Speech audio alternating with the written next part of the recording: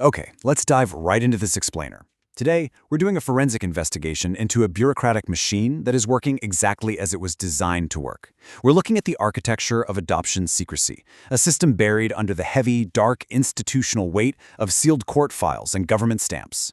We're going to explore how this setup became so deeply entrenched that even a room full of unanimous agreement in California still couldn't fix it. We actually start our investigation at the California State Capitol today.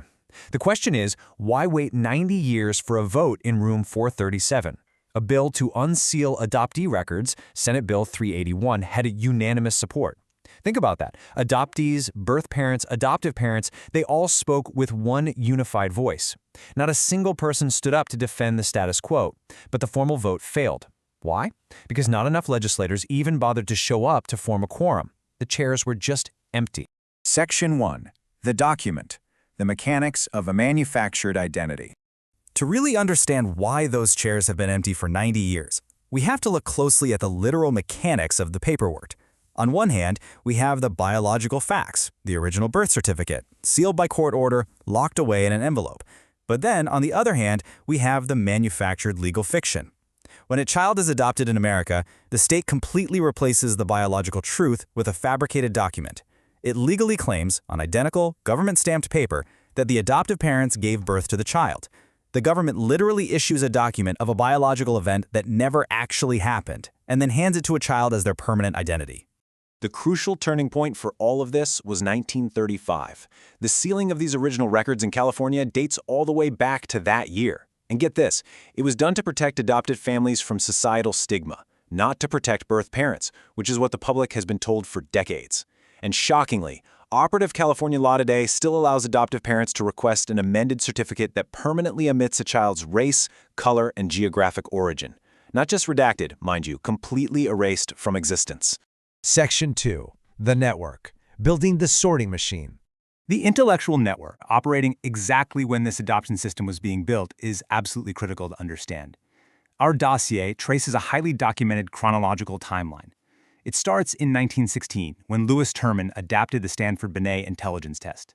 Then it moves to the 1924 Immigration Restriction Act, followed by the 1927 Buck v. Bell Supreme Court ruling, right up to 1935 when California's records were officially sealed. This wasn't a coincidence, guys. The rapid deployment of intelligence sorting, immigration quotas, state-sanctioned sterilization, and closed adoptions were all driven simultaneously by the exact same intellectual network.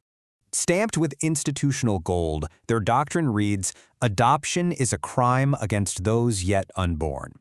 That was written in 1913 by Henry Goddard, the guy who actually translated and popularized the IQ test in America. Goddard published materials that essentially treated illegitimate birth as a hereditary defect.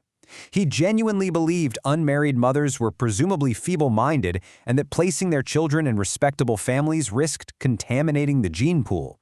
His solution? He wanted them institutionally segregated, not adopted. And the government wasn't just watching this from the sidelines, they were actively signing off. In the 1927 Buck v. Bell finding, the Supreme Court, with an opinion written by Justice Oliver Wendell Holmes, upheld compulsory sterilization by invoking presumed hereditary defect. The woman at the center of the case, Carrie Buck, was institutionalized after being raped by a relative of her foster family. Modern historical research shows she almost certainly had zero hereditary impairment, none. Yet the Supreme Court ruined her life based on entirely fabricated evidence and literally wrote that opinion into constitutional law. To put that into an even darker perspective, the model sterilization law created by Harry Laughlin, who was part of this exact same eugenics network, was later directly cited by Nazi defense counsel at the Nuremberg trials to defend their own hereditary health laws. That is the ideological architecture we are talking about here. It was built on matching theory and hereditary sorting, and it is the exact same machinery that created the fabricated birth certificate to erase origins deemed undesirable. Section 3. Australia, the global blueprint. Let's head over to Australia to see how this builds into an identical Anglo-American institutional pattern abroad. Because this definitely wasn't just an American pathology. Between 1950 and 1975, Australia ran its own baby scoop era. We're talking about an estimated 150,000 to 250,000 adoptions that involved coercion or a total lack of informed consent. Babies were illegally removed by doctors and social workers under an operative doctrine known as clean break theory. And the physical toll? Horrific. They routinely administered a drug called stilboestrol to women leaving maternity wards, solely to suppress lactation. The source material links this directly to a documented multi-generational harm chain of elevated cancer risk and infertility. Fast forward to 2013, and Prime Minister Julia Gillard officially apologized for these practices on behalf of the federal government. She acknowledged the illegal removals, and she acknowledged the harm. But here is the massive catch. The apology did not unseal the fabricated records. The institutional logic still held strong. Apologizing didn't magically grant adoptees access to their true birth certificates. Saying sorry just wasn't the same as handing someone the document that actually tells them who they are. Section 4. The Win and the Limit. The Modern Citizenship Gap. Returning to America today, we need to see exactly how this bureaucratic erasure creates devastating, real-world consequences right now. We have a stark legal contrast happening as we speak. On one side, the Supreme Court just ruled in Trump v. Barbara, successfully striking down an executive order and protecting birthright citizenship for hundreds of thousands of babies. That's a massive, genuine constitutional win. But on the flip side, we have Operation True Parent.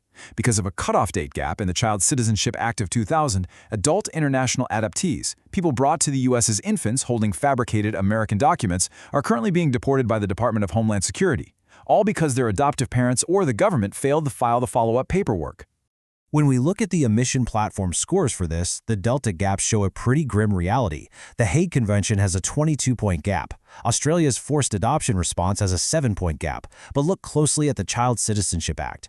It scores a 9 out of 100 on what it actually delivers versus what it claims to guarantee. That is an 82-point failure gap. And that gap, it's acting as a literal deportation mechanism for people who the government itself issued fabricated documents to. But it absolutely does not have to be this way. 16. That's the number of American states that have already passed unrestricted access to original birth certificates for adoptees. 8 of those states did it in just the last 6 years. And you know what happened? The system didn't collapse, the sky didn't fall, the states didn't fall apart when the truth was legally unsealed. Section 5. Closing. Filling the empty chairs. Which brings us right back to those empty chairs in California's room 437 today. Consider this incredibly powerful reality. California birth parents do not need protection from our children. That was stated on the record to a Senate Health Committee by Susan Dushaj Alexander. She's a transracial adoptee, a licensed therapist, and a birth mother herself.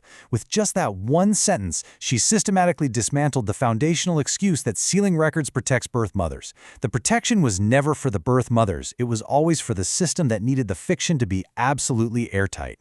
It wasn't some grand conspiracy. It was a machine. A machine built by powerful networks with aligned incentives operating on a population that was trained not to interrogate institutional authority. The machine keeps running because we were trained not to ask questions. But today, the people are finally asking. The adoptees, the parents, the families, they're demanding the truth.